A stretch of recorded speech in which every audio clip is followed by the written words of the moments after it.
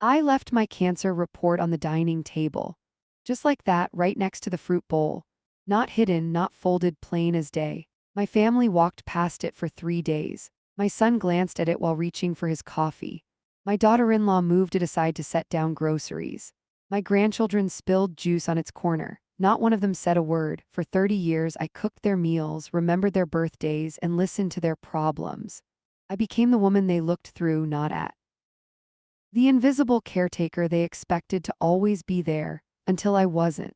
So I took my savings and vanished to a luxury resort by the sea. Now they're calling nonstop, frantic to find me. Funny how quickly they noticed my absence when they never noticed me at all. Mira Sen placed her cancer report on the dining table with trembling hands. The stark black letters spelling Stage III stood out against the white paper like an accusation. She arranged it carefully next to the bowl of fruit, visible to anyone who might walk by. Then she sat at the kitchen counter, pretending to read a magazine while her heart hammered against her ribs. Her son Vikram entered first, rushing through as he always did on weekday mornings. He grabbed an apple, his keys, and scrolled through his phone, all while standing directly beside the report. His eyes skimmed right over it as if it were merely a placemat. Running late for a meeting, he announced to no one in particular. Tell Dad I'll call him tonight about the investment thing. Mira nodded, waiting for him to notice to see. But he was already turning away, his attention fixed on his phone's screen. Your lunch is in the fridge, she said softly. In Vikram, there's something. The front door slammed before she could finish. The cancer report remained untouched, unmoved. Later, her daughter-in-law Priya bustled in with grocery bags. She set them down directly on top of the report, then slid it aside without a glance as she unpacked vegetables. Mother Sen, could you start chopping these for dinner? I promised the kids I'd help with their science projects tonight. Mira nodded, rising automatically. Her fingers brushed against the edge of the report as she reached for the cutting board. Priya, I had some test results come back, she began. Oh, that reminds me, Priya interrupted. Arjun needs his vaccination records for school.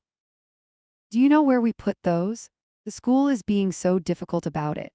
Mira swallowed her words and began chopping onions, grateful that her tears could be blamed on something tangible, something everyone understood. That evening, her grandchildren raced through the house playing tag. 7-year-old Leela knocked over a glass of juice and it spread across the table, seeping into the corner of the report. Myra wiped it dry, then placed it back, more prominently this time, under the family calendar. Her husband Deepak came home last, exhausted from his consulting job. He loosened his tie, kissed her absently on the cheek, and asked what was for dinner. His eyes never once strayed to the paper on the table. At dinner, Myra sat quietly as conversation flowed around her, not through her. Vikram talked about his promotion. Priya discussed renovating the kitchen. The children argued about a television show. Deepak nodded along, occasionally adding comments about the economy or politics. Mira cleared her throat. I saw Dr. Kapoor yesterday. Pass the Raita, please, Vikram said to Priya. The tests came back, Myra continued, her voice slightly louder. Did you remember to pay the cable bill? Deepak asked her. The television was acting up this morning. Mira passed the Raita and nodded about the bill. She looked directly at the report still sitting there beside the calendar and then back at her family. No one followed her gaze. No one asked. That night, as Deepak snored softly beside her, Myra stared at the ceiling. She had become furniture in this house, functional, necessary in a practical sense, but not really seen. Not truly acknowledged. When had this happened? When had she transformed from a woman with hopes and fears into merely a provider of meals and clean clothes? In the morning, the report remained unread on the table. Myra made breakfast for everyone, packed lunches, reminded Vikram about his father's medication, helped Leela find her missing shoe. She moved through these tasks mechanically, watching herself from a distance, as if observing a stranger. After everyone left, she sat alone at the table and finally picked up the report herself. Stage III pancreatic cancer. 6 months to a year, Dr. Kapoor had said, his face grave but kind. She had options for treatment, but they would merely buy time, not cure. 6 months to a year of what? Of being invisible? of cooking meals no one thanked her for, of waiting for someone to ask how her day was. Mira placed the report back on the table and went upstairs to her bedroom. From the back of her closet, she retrieved a small box containing her personal documents and the bank book for an account Deepak knew nothing about. Small amounts saved over years, birthday money from her brother, cash she'd squirreled away from grocery shopping, earnings from the part-time accounting work she did for her neighbor's business. It wasn't much, but it would be enough. She spent the next hour on her laptop, researching and making arrangements. By noon, she had booked a suite at the Seabreeze, an upscale coastal resort 5 hours away. The kind of place she had always dreamed of visiting but had dismissed as an unnecessary luxury. Well, necessity had changed its meaning now. Mira packed lightly, a few comfortable outfits, her medications, a journal she had kept since her 20s but had neglected in recent years.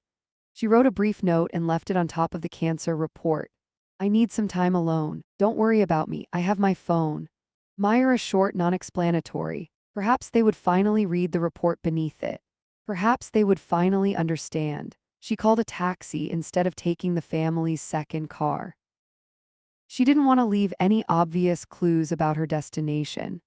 As the taxi pulled away from the house she had maintained for 30 years, Myra felt something unexpected, not grief or anger, but relief. A lightness she hadn't experienced in decades. The cancer report remained on the dining table, still unread, still unseen.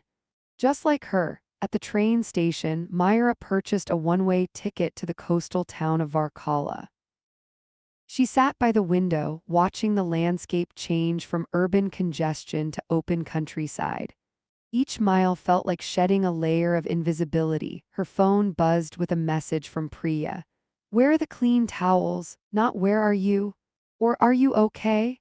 Just a question about towels. Mira turned off her phone and placed it in her purse.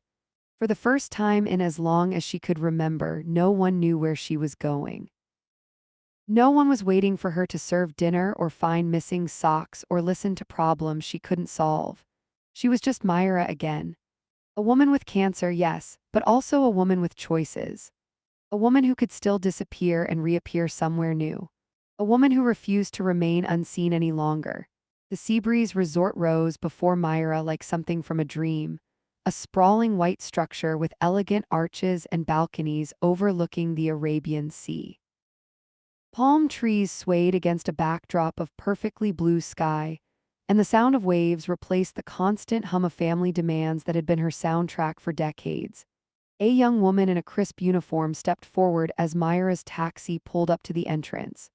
"Mrs. Sen, welcome to the Seabreeze. I'm Divya, your personal concierge during your stay with us." Mira blinked in surprise. She couldn't remember the last time someone had addressed her directly, with such focused attention.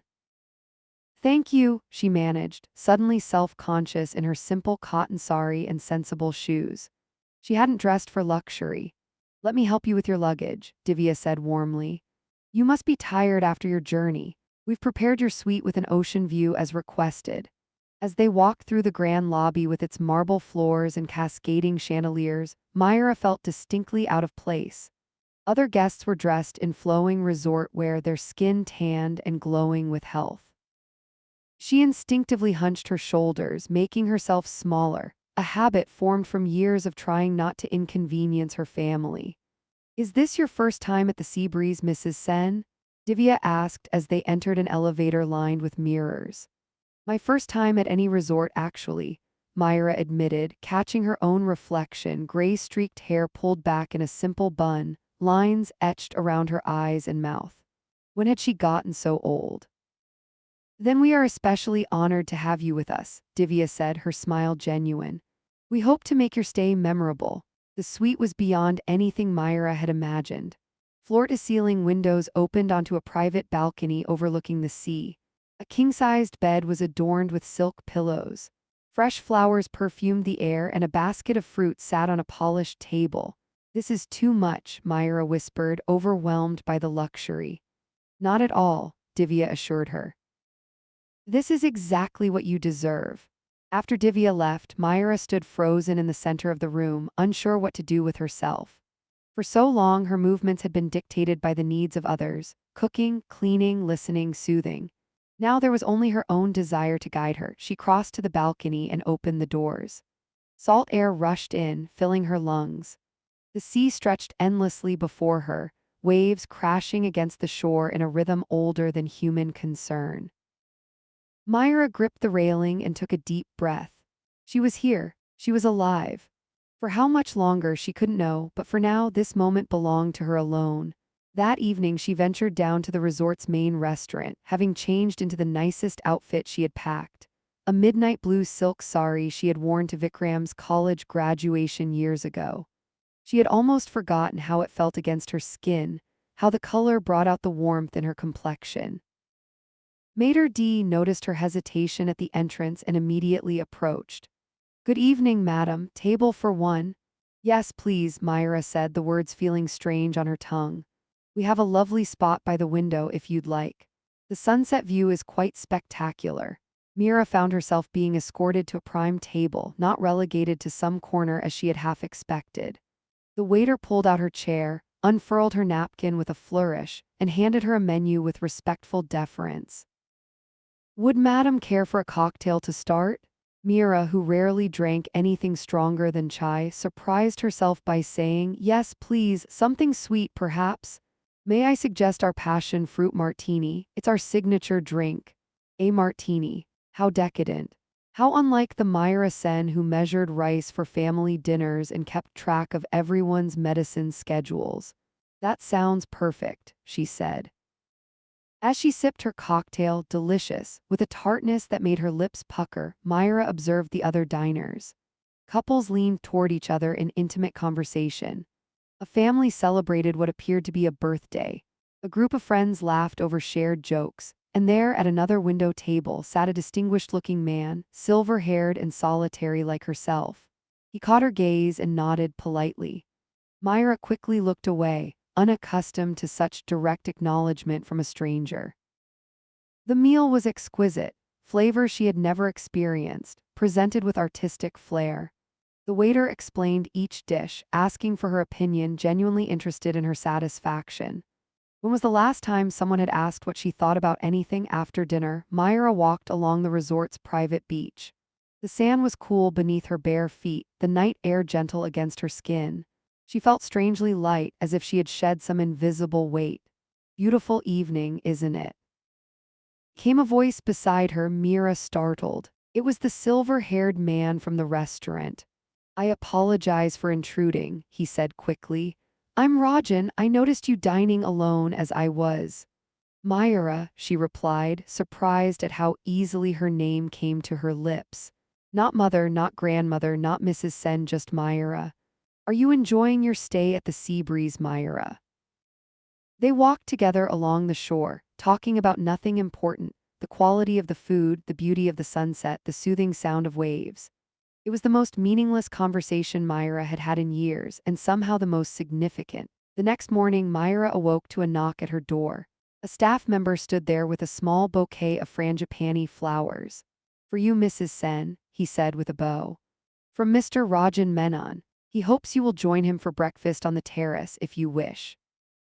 Mira held the flowers to her nose, inhaling their sweet fragrance. When was the last time anyone had given her flowers? Deepak had brought roses on their anniversary 10 years ago, but that had been Vikram's doing. She had overheard him reminding his father. She dressed carefully in a light cotton salwar kameez and made her way to the terrace. Rajan stood when he saw her, gesturing to the chair across from him. "I hope the flowers weren't too forward," he said. "They reminded me of your sari last night, natural elegance." Mira felt a blush warming her cheeks. "They're lovely, thank you. I can't remember the last time I received flowers."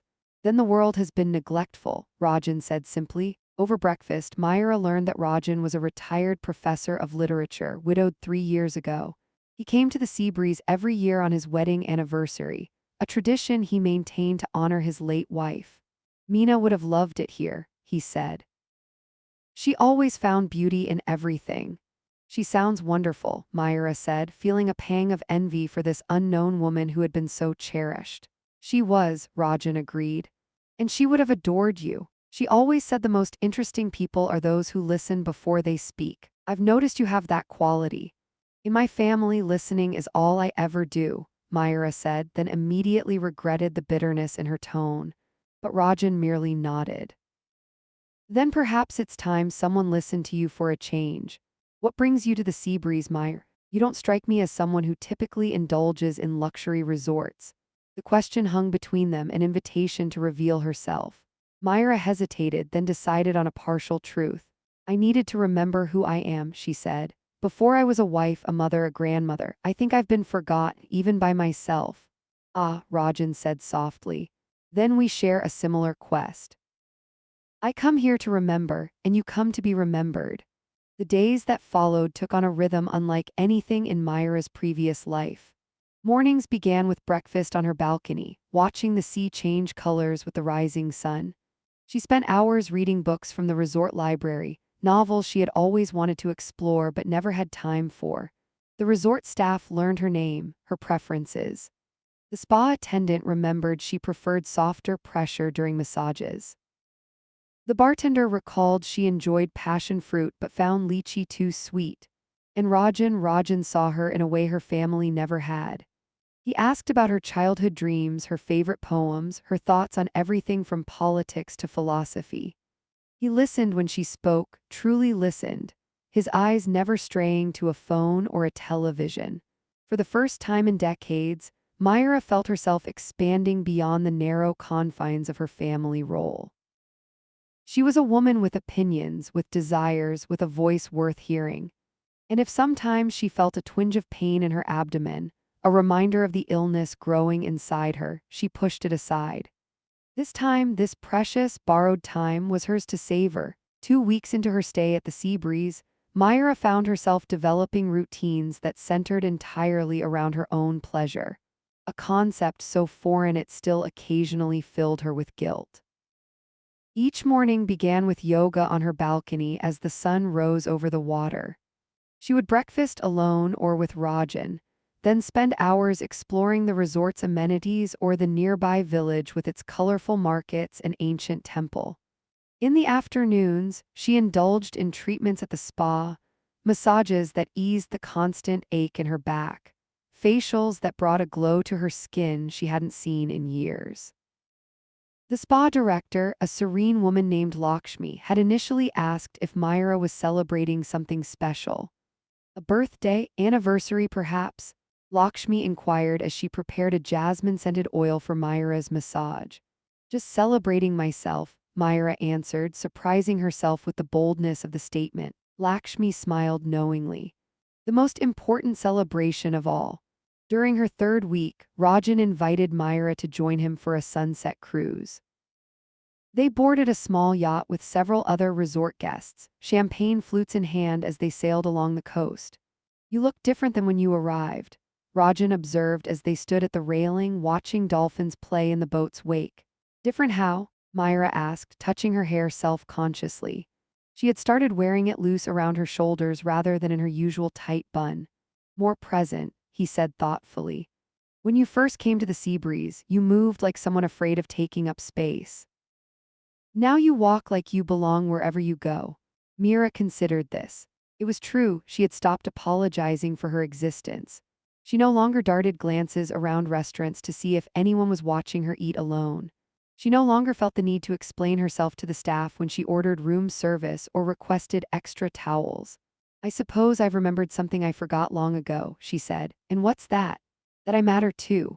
Rajan's hand covered hers on the railing, warm and steady. You more than matter, Myra, you shine.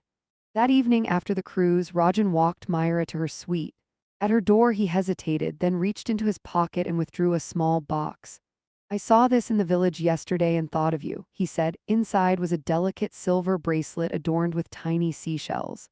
Myra stared at it, unable to speak. May I? Rajan asked, lifting the bracelet. She nodded, extending her wrist. His fingers brushed against her pulse point as he fastened the clasp. Thank you, she whispered. It's beautiful. Like its wearer, he replied simply, then leaned forward and placed a kiss on her cheek. Good night, Myra. She watched him walk down the hallway, her hand touching the spot where his lips had pressed against her skin. How long had it been since someone had looked at her with such admiration? Had Deepak ever looked at her that way, even in their youth? Inside her suite, Myra found a bouquet of fresh flowers on her coffee table. Rajan had been sending them daily since their first breakfast together. She reached for the card but found her mind suddenly blank. What had they talked about on the cruise? She remembered dolphins, champagne, but hadn't there been something else? Something important? A flicker of unease passed through her. This wasn't the first time her memory had failed her recently. Yesterday she had gone to the resort boutique but couldn't recall what she wanted to purchase.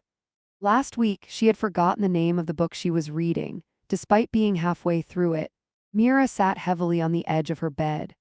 Dr. Kapoor had warned her that cognitive symptoms might appear as the cancer progressed: memory lapses, confusion, difficulty concentrating.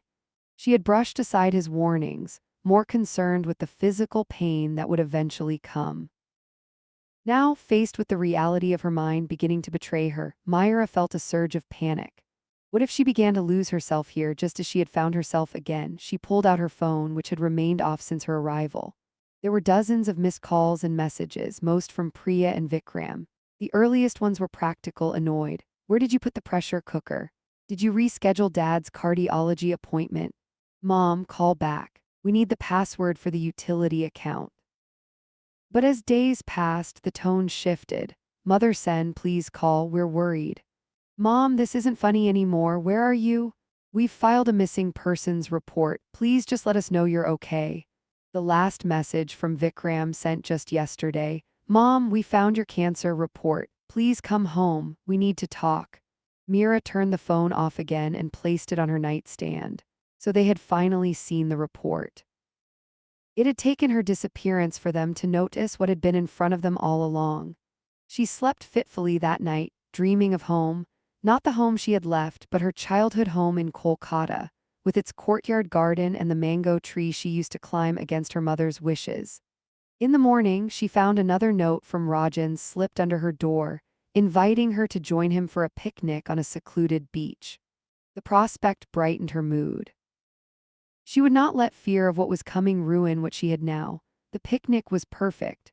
A wicker basket filled with delicacies from the resort kitchen, a bottle of wine chilling in an ice bucket, a blanket spread on a stretch of sand accessible only by a narrow path through the cliffs. How did you find this place? Myra asked, marveling at the private cove with its crystalline waters. I explore a bit more each time I visit, Rajan said. Some treasures require seeking. As they ate and talked, Myra found herself studying Rajan more closely. His kindness seemed almost too perfect, his attention too unwavering. In her old life, she would have immediately dismissed such thoughts. Who was she to question why someone might genuinely enjoy her company? But her time at the Seabreeze had restored a confidence she had lost somewhere along the decades of marriage and motherhood. Rajan, she said suddenly, what do you want from me? He looked startled by the directness of her question. Want from you? Yes. Why the flowers, the gifts, the picnics? Why me? Rajan set down his wine glass and looked out at the horizon. When my Meena died, I thought I would never again find joy in conversation, in shared silences, in the simple pleasure of someone's company. Then I saw you that first night in the restaurant, and there was something in your eyes I recognized, a loneliness that mirrored my own. He turned back to her, his expression earnest. I don't want anything from you, Myra, except perhaps the privilege of making whatever time we have together pleasant for us both. Whatever time we have. The phrase echoed in Myra's mind. Did he somehow know about her illness, or was he simply acknowledging the temporary nature of resort friendships? I'm sorry, she said. That was rather blunt of me. No need to apologize. It's refreshing, actually. Meena was the same way, forthright, unafraid to ask difficult questions. He smiled, a hint of sadness in his eyes. Another quality you share with her. Back at the resort that afternoon, Myra noticed something odd as she passed through the lobby. The young receptionist, who always greeted her by name, gave her a confused smile. Good afternoon. Checking in today? Myra stopped, puzzled. No, I've been here for 3 weeks. Suite 412. The receptionist blinked, then her face cleared. "Oh, Mrs. Sen, of course, I'm so sorry, it's been a busy day." Later, Myra mentioned the incident to Divya during their usual chat about the next day's activities. "She must be new," Divya said smoothly. "We've had some staff changes recently." But Myra was certain the receptionist had been there since her arrival. She had even helped Myra arrange a car to the village last week. That night, as she prepared for bed, Myra caught sight of herself in the bathroom mirror and paused. The woman looking back at her seemed both familiar and strange, her hair looser, her posture straighter, her expression more serene than the Myra who had arrived at the Seabreeze nearly a month ago. But there was something else too, a slight yellowish tint to her eyes that hadn't been there before. Jaundice, she realized with a sinking feeling. Another symptom Dr. Kapoor had warned her about. She opened the bathroom cabinet and took out her medication, pills to manage pain that wasn't yet constant but appeared in sharp, sudden bursts that left her breathless. As she swallowed them with water, she wondered how much longer she could maintain this illusion of normalcy, this pretense that she was just another guest enjoying a luxury vacation.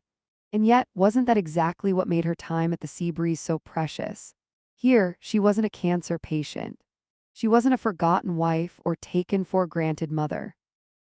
Here she was just Myra, a woman enjoying sea breezes, spa treatments, and the attentions of a charming widower. If it was an illusion, it was one she had chosen. And for now, at least, she would continue to choose it. 1 month into her stay at the Seabreeze, Myra sat across from Rajan at their favorite seaside restaurant. Candles flickered between them, casting warm light across the white tablecloth. She wore a new sari purchased from the resort boutique, emerald green silk that made her feel both elegant and daring. "Tell me about your family," Rajan said, refilling her wine glass. "You rarely mention them." The question caught Myra off guard. In their weeks of conversations, she had shared stories of her childhood, her love of classical music, her abandoned dreams of becoming a writer. He knew about her favorite books and films, her fear of heights, her secret passion for spicy street food. But she had carefully steered their talks away from her husband, her son, her life in the house she had fled. "There isn't much to tell," she said lightly. "My husband Deepak is a consultant. My son Vikram works in finance. I have a daughter-in-law, Priya, and 2 grandchildren, Arjun and Leela." "That's their roster, not their story," Rajan observed gently. "Do you miss them?" Mira looked out at the ocean, dark and vast under the night sky. "I miss who I thought they were," she said finally. "I miss the family I imagined I had built." "And what kind of family was that?" "One where I mattered." The words emerged with unexpected rawness. "One where they would notice if I left a cancer diagnosis on the dining table." She hadn't meant to reveal her illness, but there it was, exposed in the candlelight between them. Rajan's hand, reaching for his wine glass, froze midair. "Cancer?" he asked quietly. "Stage III pancreatic. 6 months to a year, they said."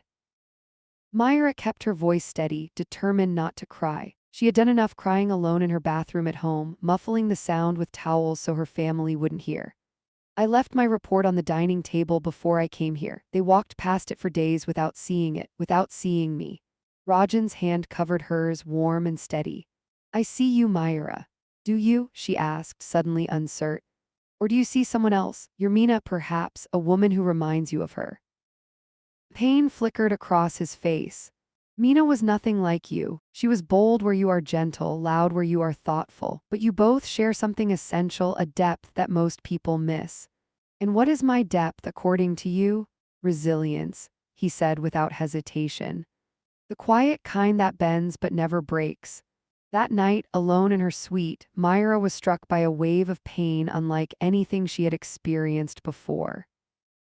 It radiated from her abdomen outward, consuming her consciousness until she could barely breathe. She curled into herself on the bathroom floor, cold tiles pressed against her cheek, and waited for it to pass. When it finally subsided enough for her to move, she crawled to her bedside table and fumbled for her medication. The bottle slipped from her trembling fingers, pills scattering across the plush carpet. "No," she whispered, tears welling in her eyes as she tried to gather them. Her vision blurred and the room seemed to tilt around her. With enormous effort, she reached for the hotel phone and pressed the button for reception. Mrs. Sen, Divya's voice came through the line. How can I assist you? I need help, Myra managed, her voice barely audible. Please. What followed was a blur, resort staff in her room, a doctor being called, gentle hands helping her back into bed. The resort physician, a middle-aged woman with kind eyes, examined her with professional efficiency. How long have you known about your condition? The doctor asked as she administered an injection for the pain.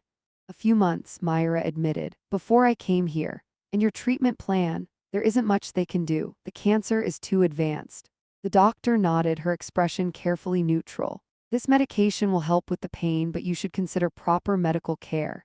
The nearest hospital with an oncology department is in the city, about an hour away. No, Myra shook her head firmly. I didn't come here to be a patient. I came here to live whatever life I have left. After the doctor left, Divya lingered, arranging Myra's pillows and making sure she had water within reach. Is there anyone we should contact for you? She asked. Gently, images flashed through Myra's mind. Deepak sleeping soundly beside her empty spot in their bed, Vikram checking his phone during family dinners, Priya asking her to watch the children while she shopped with friends. No, she said. There's no one. But as Divya turned to leave, Myra added, except perhaps Mr. Menon. Rajan, could you let him know I won't be joining him for breakfast tomorrow? The next morning, despite her insistence that she needed no visitors, Myra awoke to find Rajan sitting in the armchair beside her bed reading a book. A fresh bouquet of flowers brightened her nightstand. You should have told me, he said simply, closing his book. And what would that have changed? Myra asked, her voice hoarse from sleep. Nothing and everything, he replied. It changes nothing about how I see you, but it changes everything about how we might spend our time. Rajan, I didn't come here for pity or caretaking. I've been on the giving end of that equation my entire adult life. I'm offering neither, he said firmly. I'm offering companionship on whatever terms you decide. If that means pretending nothing is wrong, we can do that. If it means acknowledging reality but refusing to be diminished by it, we can do that too. Over the next few days, as Myra regained her strength, she noticed subtle changes in how the resort staff treated her. The spa attendant, who had previously been chatty and energetic, now spoke in hushed, gentle tones. The waiter at the beachside cafe insisted on carrying her tray, though she was perfectly capable. The housekeeping staff began checking on her room more frequently, offering extra towels, asking if she needed anything. It was never stated outright, but Myra recognized the shift. They were treating her the way people treat the ill. With careful kindness, with watchful concern. With the same patronizing care she had received at home after her diagnosis, on the rare occasions when her family noticed her at all. The realization made her both grateful and resentful. She had come to the Seabreeze to escape being defined by her illness, to be seen as more than a body failing itself. And for a while, she had succeeded. Now the bubble of her reinvention had been punctured by reality. One afternoon, as she sat on her balcony watching the sea, her phone rang, a sound so unexpected that she nearly dropped it in surprise. It had remained off most of her stay, charged but silent in her nightstand drawer. She had turned it on occasionally to check for emergency messages, but this was the first time it had actually rung at the Seabreeze. The screen displayed Vikram's name. Myra's heart raced as she stared at it, finger hovering over the accept button. After 4 rings, she finally answered. Hello, Mom. Vikram's voice was a mixture of relief and anger. Where the hell are you? We've been worried sick. Have you really? Myra asked, surprised by the calmness in her own voice. Of course we have. You disappeared without telling anyone where you were going. Dad is beside himself. Priya has been calling all your friends. The kids keep asking when Grandma is coming home. We filed a police report, for God's sake. I left a note, Myra said. A note, a single line saying not to worry isn't an explanation. And then we found that medical report, and Mom, why didn't you tell us? How could you keep something like that from your family? A laugh escaped Myra, sharp and bitter. I didn't keep it from you, Vikram. I literally put it on the dining table. You all walked past it for days.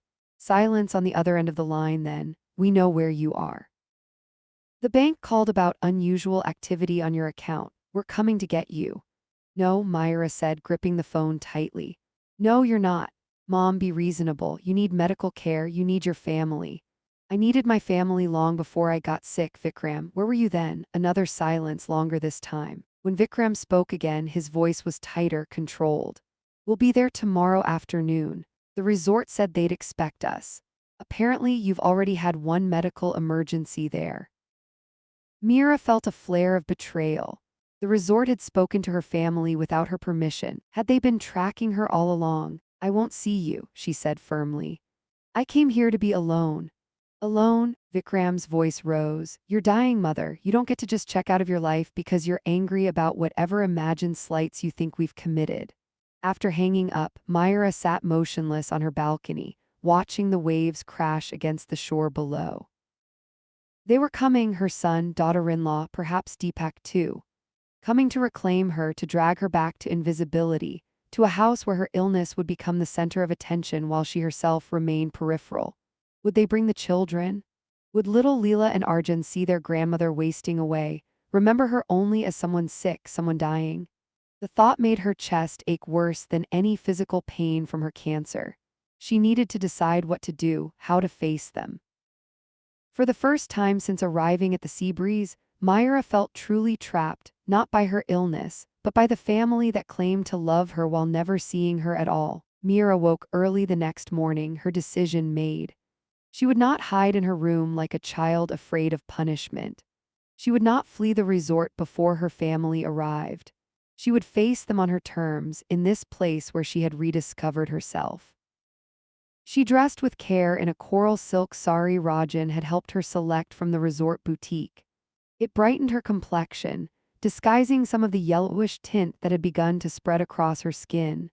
She arranged her hair in loose waves around her shoulders and applied a touch of lipstick, small acts of self-determination that would have seemed frivolous in her previous life.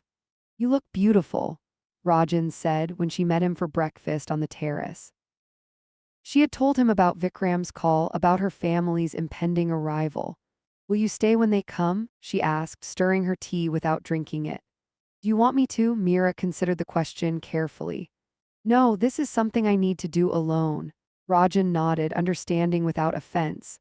That was one of the many things she had come to value about him, his ability to give her space without abandonment, to care without suffocation. What will you say to them? He asked. I'm not entirely sure, Myra admitted, but I know how I want to feel when I say it. After breakfast, she walked along the beach one last time, collecting small shells that caught her eye. The morning sun warmed her skin and the rhythm of the waves calmed her racing thoughts. She had spent so many years prioritizing harmony over honesty, peace over truth. Today would be different. At noon, Divya knocked on her door. Mrs. Sen, your family has arrived. They're waiting in the lobby. Mira took a deep breath, smoothed her sari, and followed Divya through the resort's lush gardens toward the main building. With each step, she reminded herself of who she had become at the Seabreeze. A woman with opinions, with boundaries, with worth beyond her roles as wife, mother, grandmother. She spotted them before they saw her.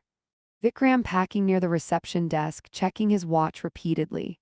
Priya sitting rigidly on a sofa, her expression pinched with worry or annoyance, perhaps both. And Deepak standing by the large windows overlooking the ocean, looking older and smaller than Myra remembered. Vikram noticed her first. Mom! He rushed toward her, his face a complicated mixture of relief and frustration. Thank God, are you okay? Why haven't you been answering our calls? Mira allowed him to embrace her but did not return the hug with her usual enthusiasm. I'm fine, Vikram, as I told you on the phone. Priya approached next, her eyes widening as she took in Myra's appearance. Mother Sen, you look so different. Yes, Myra agreed simply. I am different. Deepak remained by the window, watching her with an expression she couldn't quite read. After 38 years of marriage, her husband had become a stranger, or perhaps he had always been one, and she was only now realizing it. Mrs. Sen, Divya interjected smoothly, I've arranged for you and your family to use the private dining room for lunch if you'd like some privacy for your reunion. Thank you, Divya. That would be perfect. As they followed Divya through the resort, Myra noticed her family's reactions to their surroundings. Vikram's raised eyebrows at the obviously expensive decor, Priya's covetous glances at other guests' designer clothing, Deepak's discomfort with the attentive staff. The private dining room was intimate but elegant, with floor-to-ceiling windows offering views of both the ocean and the resort's sprawling gardens. A table had been set for four, with fresh flowers and gleaming silverware. As soon as Divya closed the door behind them, Vikram turned to Mayura. How could you afford this place? Have you spent your entire savings? It was so typically Vikram to begin with finances rather than feelings, with practical concerns rather than emotion. Once, this would have hurt Mayura. Now it merely confirmed what she already knew. My money is my concern, she said calmly, taking a seat at the head of the table. Please sit down. They complied, confusion evident on their faces. This was not the Mayura they knew, the woman who apologized for taking up space, who rushed to smooth over conflicts, who put herself last in every situation. Mayura, Deepak began, his voice tentative. We found your medical report. Why didn't you tell me about the cancer? I did tell you, she replied. I left the report on the dining table. I mentioned my doctor's appointment. I tried to start the conversation at dinner. You were all too busy with your own lives to notice. That's not fair, Vikram protested. We're not mind readers. If something was this important, you should have made sure we understood. Like you make sure I understand when something is important to you, Mayura asked. Like you sit me down and explain carefully when you need something from me? No, Vikram. You simply expect me to notice, to anticipate, to be there. I've spent 30 years noticing all of you. I thought just once someone might notice me. Priya shifted uncomfortably in her seat. Mother Sen, we're sorry if you felt ignored. But disappearing like this, spending money on luxury resorts when you should be getting medical treatment, it's not reasonable. Reasonable, Mayura repeated, tasting the word. Is it reasonable to expect one person to give and give without ever receiving? Is it reasonable to treat someone as if they're invisible until they actually disappear? A waiter entered with water and menus, momentarily pausing the conversation. Mayura thanked him with a warm smile that seemed to startle her family, another small change they were noticing too late. When they were alone again, Deepak reached across the table for Mayura's hand. She allowed the contact but did not return his squeeze. Come home, Mayura, he said softly. Let us take care of you. Like you've been taking care of me all these years, she asked. That's not fair, Vikram interrupted. Dad has always provided for you, we've always respected you. Providing is not the same as seeing, Mayura said. Respect is not the same as valuing. So what do you want from us? Vikram demanded, frustration evident in his voice. We've dropped everything to come find you. We've been worried sick. We want to help you fight this disease, and you're treating us like we're the enemy. Mira looked at each of them in turn, her son with his father's sharp features and his mother's stubborn chin, her daughter-in-law intelligent but always slightly distant, her husband, a man she had built a life with but somehow never truly known. I left my cancer report out for you, she said quietly.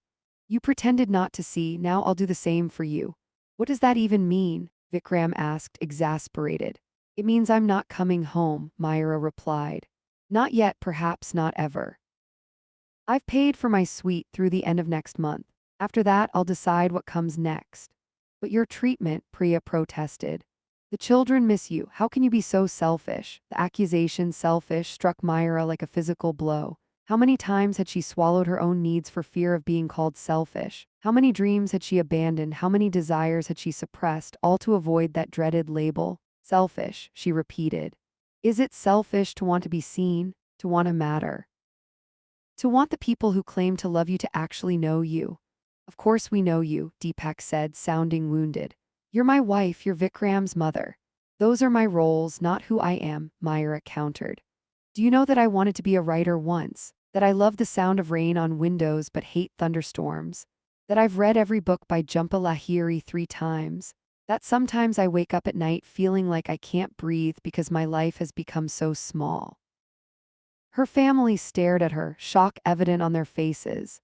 These were not revelations, they were aspects of herself she had mentioned over the years, pieces of her identity she had tried to share. Their surprise only confirmed how little attention they had paid.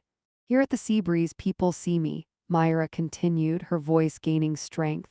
They ask what I think, what I want, what brings me joy. They treat me like a person with value beyond what I can do for others. Do you understand how revolutionary that feels after decades of invisibility? Mom, Vikram began, his tone softening. If we made you feel invisible, I'm sorry. We can do better, but you need medical care, you need your family.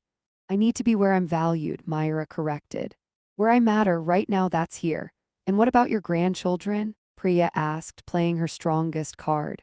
What should we tell them? That grandma chose a resort over her family. Tell them the truth, Myra said. That grandma is taking care of herself for once. That sometimes adults need time alone to remember who they are, that I love them very much, but I need this time for myself.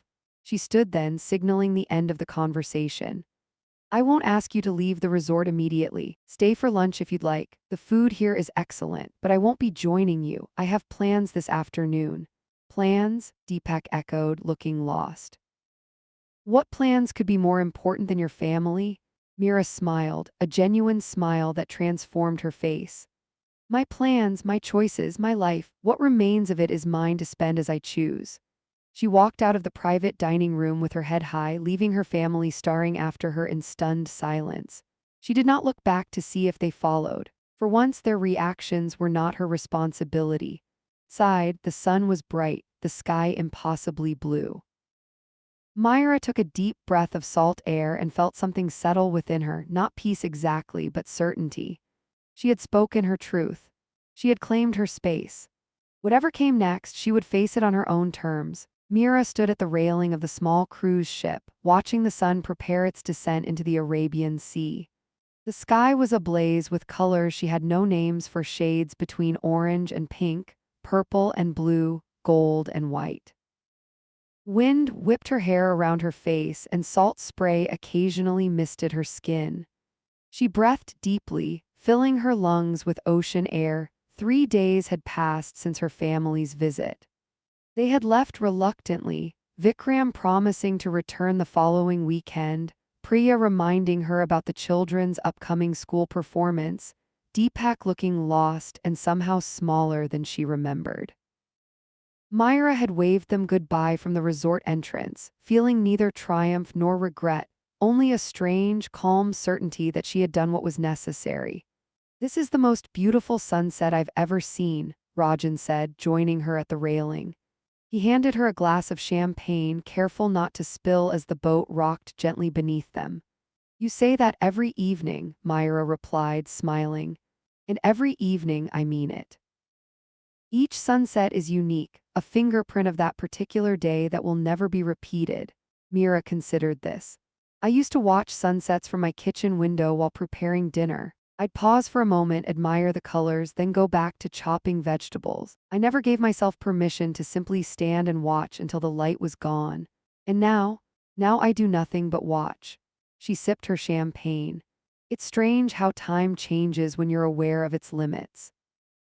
Every moment becomes more valuable, but also more ordinary, special and mundane at once.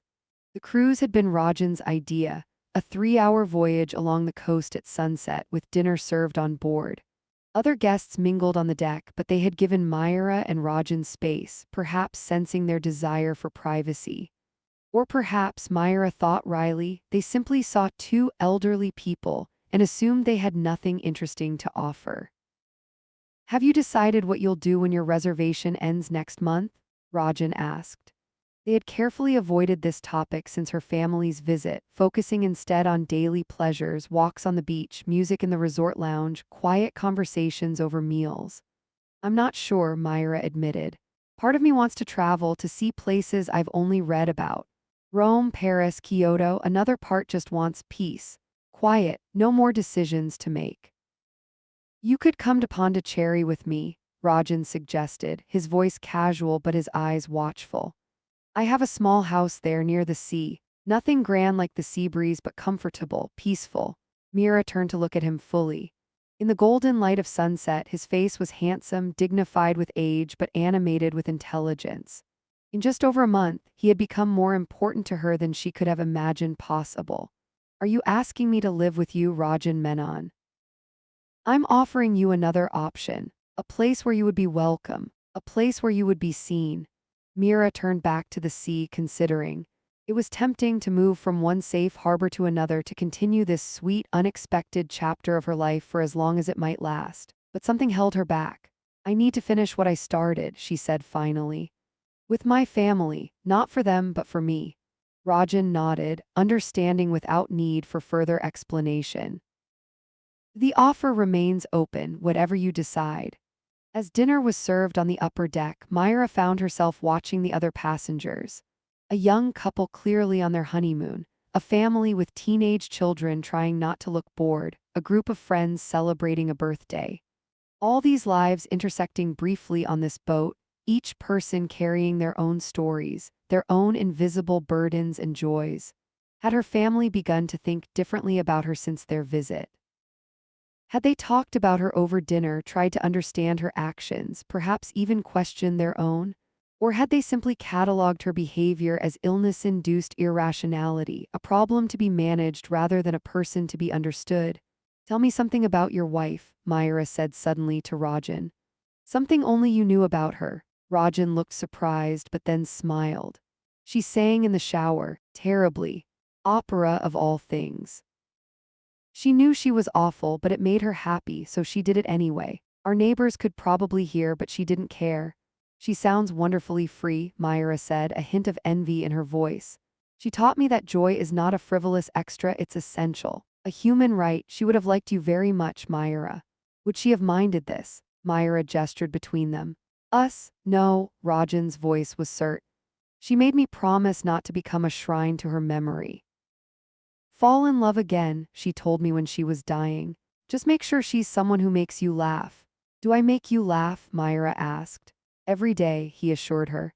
Especially when you don't mean to. After dinner, as the cruise ship made its way back to shore, Myra felt a familiar pain beginning in her abdomen, a dull ache that would soon become sharper, more insistent. She had brought her medication, but chose not to take it yet.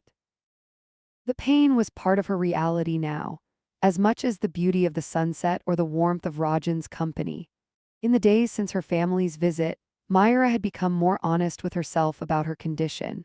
She had consulted with the resort physician about palliative care options. She had begun keeping a journal, recording memories and thoughts she wanted to preserve. She had even turned on her phone occasionally, sending brief messages to her grandchildren, not apologies, but small connections. Descriptions of dolphins she had seen, shells she had collected, desserts she had tasted. Leela had sent back photos of her artwork. Arjun had awkwardly recorded a video of himself playing a new piece on the piano. Small bridges tentatively rebuilt. When the cruise docked back at the resort pier, Rajan helped Myra disembark. Her pain had intensified, and she leaned on him more heavily than she would have liked. Shall I walk you to your suite? He asked, concern evident in his voice. Not tonight, Myra said. I need some time alone. He understood, as he always did, kissing her hand before letting her go. Until tomorrow, then. In her suite, Myra took her medication and ran a bath, adding the jasmine oil that had become her signature scent at the Seabreeze. As she soaked in the warm water, she thought about choices, those she had made throughout her life and those still before her. She had chosen to be a wife and mother in a time and culture where those roles often subsumed a woman's individual identity. She had chosen to prioritize her family's needs above her own for decades. She had chosen to remain silent when she should have spoken, to accommodate when she should have stood firm. But she had also chosen to leave when staying would have diminished her. She had chosen to claim space for herself in the world. She had chosen to be seen, finally, as herself. Now another choice loomed: where and how to spend her remaining time. The doctors had given her 6 months to a year, and nearly 2 of those months had already passed. The pain was increasing, her energy diminishing. Soon, decisions would be made for her by the progression of her disease, but not yet. Not tonight. The next morning, Myra called for a car to take her to the small temple overlooking the sea. It was a place she had visited several times during her stay, drawn to its quiet beauty and ancient stones worn smooth by centuries of devotion. She sat in the temple courtyard, watching the play of light through carved stone screens.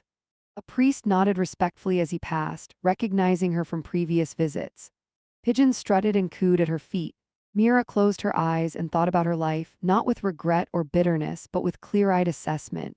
She had loved and been loved, however imperfectly.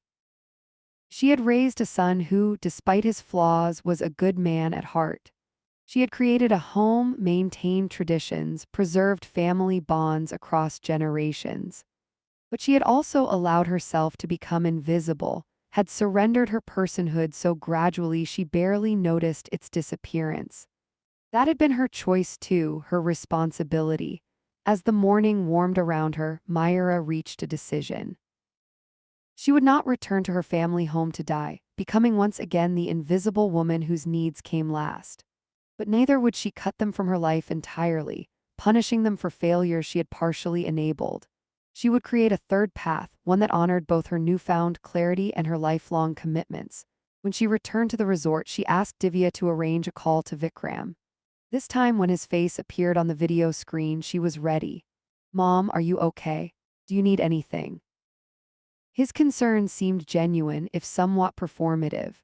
"I'm fine, Vikram, but we need to talk about what happens next." She outlined her decision calmly. She would not return to their home, but would instead rent an apartment near them, close enough for regular visits but separate enough to maintain her independence. She would consult with oncologists about palliative care, but would not pursue aggressive treatments that would diminish her quality of life without offering real hope of cure. "You're still punishing us," Vikram said, hurt evident in his voice. "No, I'm choosing myself," Myra corrected gently. "There's a difference. I'm not doing this to hurt you. I'm doing it because I've finally learned what I need." That evening, Myra met Rajan at their usual spot on the beach. They walked barefoot along the shore as the sun began its descent, leaving golden footprints in the wet sand. "I've made my decision," she told him, explaining her plan to establish herself near but separate from her family. "In Pondicherry?" he asked, his voice carefully neutral. "I would like to visit," she said. "Often if possible, but I need to write my own ending, Rajan. I need to show my grandchildren, especially Leela, that a woman can choose herself without abandoning those she loves. That being seen doesn't have to mean being alone." Rajan took her hand, his grip warm and steady. "I understand. And I'll be there, Myra, however you need me." As they stood watching the sun sink below the horizon, Myra felt a profound peace settle over her. The pain in her body remained, but it was balanced now by a clarity of purpose, a certainty of self. She had left her cancer report on a dining table and been ignored. She had vanished to a luxury resort and been pursued. But neither action had defined her, only her own choices could do that. Whatever time remained was hers to spend in beauty, in connection, in truth, to live fully seen until the light was gone.